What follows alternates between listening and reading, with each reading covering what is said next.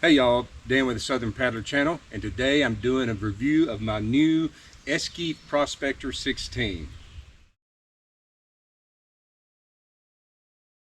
I got this boat at Terrapin Outdoor Center near Piedmont, Alabama. My buddy Mike there runs that company, has run it for a long time. Even before he owned his business, he was helping his dad selling boats. The guy knows kayaks and canoes. He's been around them all his life. And to boot, he's just a fantastic guy. They're on Facebook and Instagram, but you can go online and see exactly what they have in stock at any given moment. And of course, they also have rentals and shuttle services for Terrapin Creek. That's a great float. Done that several times. So check out Mike at Terrapin Outdoor Center if you want a boat like this, or they have a wide array of canoes and kayaks. And so yeah, check them out. But I've got the Prospecteur 16 made by Esquif, and I've only had it a few weeks. I've had it out several times, but I've only had it out on day trips, for a few hours at a time. But I've been looking at this boat for a long time, and from what I've seen and felt of it and using it already, I love it, and I'm going to tell you why. Now, obviously, not having done a week-long trip in it yet, not having owned it for months or a year or more, I can't tell you everything there is to know about it. And I can't tell you how it's going to do maybe in certain situations. But what I can and will do is tell you why I was looking at this boat, why I bought it, and why I like it so far.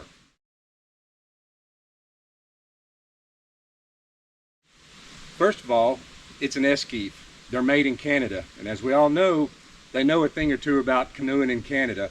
And so the owner, I may not say the name right, but Jacques Chassis, he started off as a paddler just like us, and he got started building boats because there were some great boats out there, but he thought, you know what, I think I can build one better. And he started building them for some friends, not really trying to start a company, just because he wanted to build one just to make one better and to make it just like he wanted it to.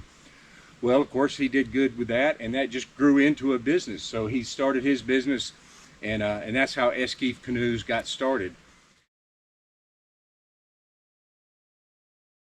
One of the nice things about the Esquif canoe now is, and of course it hadn't always been this way, used to they were all made out of Royal X, and of course anybody that knows anything about canoes knows that that's a kind of a laminate material, several different layers. It was just about indestructible, holds its shape. Was a fantastic material. But back in 2014, the company that makes Royal X decided they was going to stop. They just quit making it. And Jacques, of course, this was huge with their company because 80% of their boats was made with Royal X. So he's like, we got to do something. We got to come up with a replacement. So years of research and development and stuff, they came up with the t-formex material. And it's right there on the front of the boat. And so that's the kind of the replacement for Royal X that they now use for the majority of their canoes. It is a tough, strong, durable material. It's very lightweight, and it's one of these that if you get it, you can wrap it around a stump or something, and more than likely it'll pop back into shape. I've actually got a buddy, Gito Miller, that got his boat pinned on the Buffalo River just a few weeks ago, maybe a month or so back. Wrapped it around a log or something, and it had some little marks on it from where it folded up, but it came back. He finished the trip, no problems whatsoever. So but anyway, appreciate Gito allowing me to share his adventure on this video here. I got the 16 because I like the length, I like the capacity. My previous canoe was an Old Town Saranac 16, and it was a great boat. I had it for several years, bought it used from an outfitter. It hadn't been used heavily, but you know what? It worked great. It did everything I wanted it to do. And I had, man, I don't know, I probably put thousands of miles on that thing. I did, up to now, all my big week-long plus trips have been in that Saranac, and it's done great. But it's a flat water canoe. It's got a completely flat hull. It's got strakes in the bottom of it, which help a little bit with rigidity, but also help with tracking. So it's got really good tracking. But of course, if something tracks really good, it's not going to turn very good, and the Saranac didn't. So that's one of the things I liked about this Prospector. It's actually got like 2.75 inches of rocker, so that's where it kind of curves front to back. And it's not a lot, but it's enough to really help it be a lot more maneuverable in the water, especially when it's loaded. Speaking of being loaded, it's got a 1,000-pound capacity. The Saranac I had, same length boat, but because of just the way it was made and the benches and stuff in it, it was a heavier boat. It was like 96 pounds. This Esquif 16 is 65 pounds. That's basically what my long kayaks weigh. It's got a 35-inch beam, which means 35 inches across. So it's very light. I can pick it up and carry it by myself. It's got a carry yoke, so it's designed to be able to sling up over your head and put on your shoulders. Not tried that yet. That's probably designed more for portaging if you have to do that. My goal is to do trips where I don't have to portage a whole lot. but anyway, but you can see that it's got the carry yoke right there in the middle, and then it's got a thwart. It's got 2 bench seats.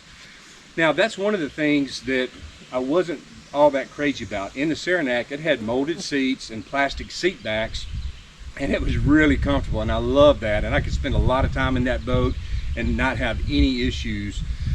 And so that was one of the things I liked about the Saranac. But again, it was made for comfort for day trips like that, and maybe short or well, they did fine on my week-long adventures, but it was just made to be comfortable and to be kind of a light use type boat. This one has the bench webbed seats, and so they're flat. There's no seat back. And I knew when I bought it that it didn't have the seat back. You can buy seats that will strap on and have a seat back and support. I told myself I was going to get one, and the first time I was in it for several hours, and sure enough, my back was hurting by the time I got done. However, I've had this thing out 4, 5, 6 times, and the last time I had it out was yesterday with my brother Alabama Floats. He was fishing. I got out and paddled around. We was on the water for somewhere between 4 and 5 hours. I never had an issue. I had already paddled it enough, and I guess just gotten used to sitting in it, sitting upright, maybe strengthening my back muscles a little bit. But so I might still buy a seat back and try it and see. It might be handy to have on a week-long trip. I don't have one planned right now, but I'm sure there'll be one coming up here, if not later this year, next year for sure. But it does just have the flat webbed seats. But I've already, again, in just a short time that I've had it, gotten used to sitting there without that seat back, so it's not as big a deal as it was before. I mentioned earlier that it's got a 1,000-pound capacity. That's a big thing for me. The Saranac that I had was around 700 pounds. Honestly, that's more than I'm ever going to put in it, but just to know that a boat that's 30 or plus pounds lighter and can carry 300 plus more pounds, I just like having that availability, like having that option. And so I know that no matter what I put in it, it's going to be, the boat's going to handle it just fine.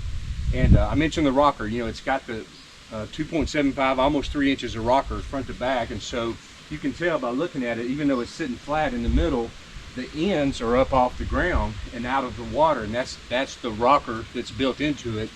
And what that does is it allows the boat to turn more easily. It makes it more maneuverable. Now, that also means that it's probably not going to track as well, which means stay straight on its own. And when I'm in it doing a day trip and I don't have a lot of gear, I have noticed that it tends to get off track a little bit more. I've tried sitting in the bow seat facing backwards, and that's fine. It works fine, and a lot of people do that. The issue is that the bow seat is actually wider than the stern seat.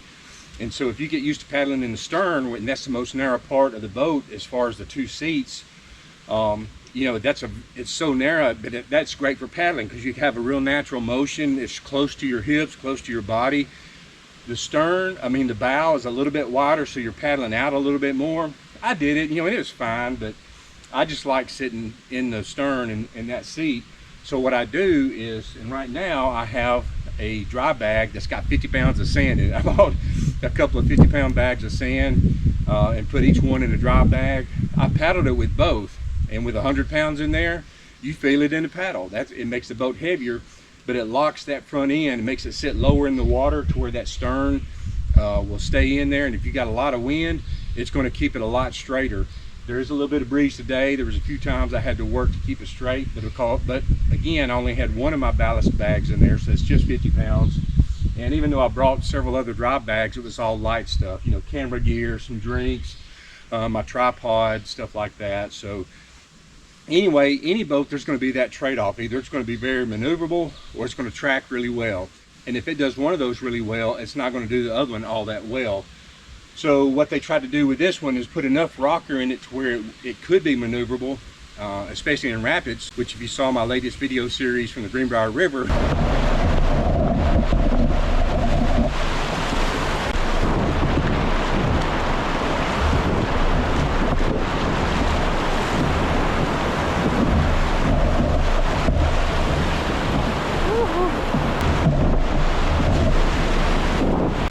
I did some of the biggest rapids I'd ever done in a canoe before, over a 6-day trip. Could have used this boat because it would have really helped to maneuver around some of those rocks and then get positioned right in the rapids. I made it fine in the Saranac, but this one would have been a better boat for that river. But there was also some days on that river where we had a lot of wind, and that would have been a handful. So again, everything's a trade-off. You just have to decide, what's more important to you. But this one is designed to be maneuverable and still have decent tracking, and that's so because there's boats that have more rocker to it, and the more rocker it is, the less tracking it's going to have. So with about 3 inches or a little under 3 inches of rocker, this one will be maneuverable, but still have pretty good tracking as well. So again, with a good balance of rocker, tracking, all the capacity, 1,000 pounds that I could ever need to carry all my gear, because I'll be honest, I'm not an efficient packer. My theory is if it fits, it goes. I'm a big guy. I love paddling, and I don't mind paddling a heavy boat. And I'd rather paddle a heavy boat and have everything I need than to try to get everything down to just the minimal amount and the lightest possible load. I guess if I'm doing a multi-week trip, that would become more important. Or if I'm doing a trip where there's, I know there's going to be some portages, then yes, I want to pack light. But for the trips I do, it's just, they're like week-long river trips where there's not any portaging. You just take what you want. I like to have the creature comforts if I can. But again, this boat will handle that. It'll handle the weight. It can handle the rapids, and it's just going to be a good all-around boat. And so after doing a little bit of research, and honestly, I'm not that good at research and stuff, but I did do some on this because I knew it was going to be, a fairly big purchase. And it's my old canoe, like I said, my last 2 canoes, my very first one was a Rogue River 14, and I didn't really look a whole lot into it. I just saw it on Facebook Marketplace for $300. I thought, oh, I want a canoe, and I got it. Well, it turns out is the Rogue River didn't have good tracking. It was, and it was a little bit wider than most boats, had a wider beam than a lot of canoes, but it didn't track good, and so it was hard to really paddle single blade. So when I got the Saranac, that one gave me the tracking that I was looking for, and so I had it 3-4 years maybe, and it was perfect, and that's why I was happy with it for a long time. But it was getting older. I knew it was going to need to be replaced at some point, and I just wanted a new canoe. I had not had a new canoe, so I did some research, and this Esquif Prospecteur 16 was the length, the capacity, and the handling and everything that I wanted. It was a good combination of all that, plus again the t-formex material. The Saranac is just kind of a plastic boat. It's a little flimsy, and it kind of makes some rackets sometimes, and I'd hit some rocks and it'd pop, and I'd be like, ooh, that sounded bad. But again, the Saranac 160 is a great boat, and I used it on all my big trips, which was the Buffalo River, about 130 miles over 8 days. Did that in the Saranac. Then I did it was kind of a combo trip, 5 days on the Current River, 3 days on the Jack's Fork, all back to back. Then I did 9 days, 220 miles on the Swanee River in Florida. And so it's just been a great boat. And of course, then a few weeks ago, it just finished about 150 miles over 6 days on the Greenbrier River in West Virginia. And so that was all in the Saranac. It's great. But now I've got a boat that, I think will handle better in rapids, even though that's not necessarily my thing and not something I'm drawn to. There's most of the rivers I've done, except for the Swanee, has had some rapids where it's nice to be able to, negotiate around some obstacles or tight turns or whatever. But yeah, just having a boat that can handle rapids, it's going to track good on flat water, has the capacity, and it's light. It's easy to load and unload, and that's one thing where this one, in my mind, it was so much better than my Saranac. Again, that Saranac was 96 pounds, almost 100 pounds. Even for a guy my size, that was a workout to get that thing loaded, get it on and off the truck. But at 65 pounds, you know, all my kayaks, Afro kayaks that weigh that, and so that's a much more manageable weight. And so all those things combined, and just the space inside, the design of it, everything about this boat I love.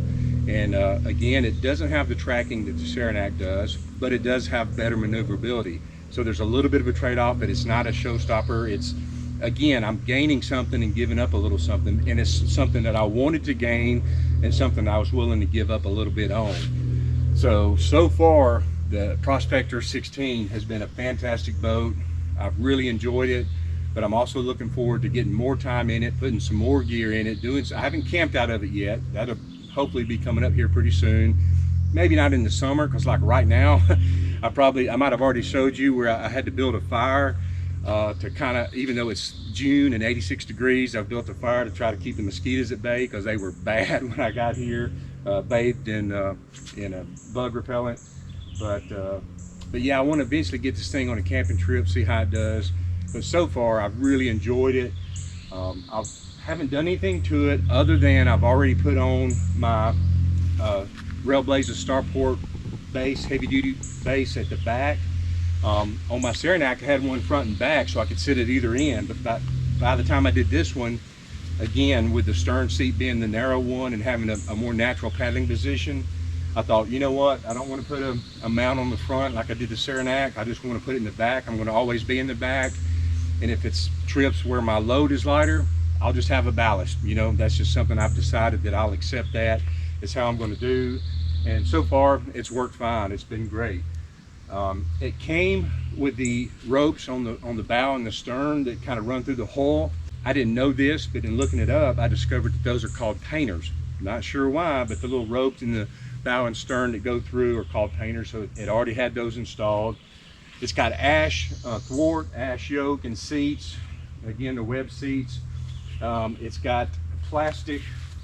I think the deck plates and the gunnels are all plastic. Then the t-formex is the material that the actual canoe is made out of. So it's just a great, well-built boat.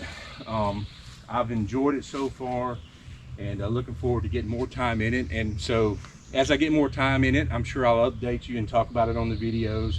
Obviously, if anything big happens or major changes, I'll let you know that.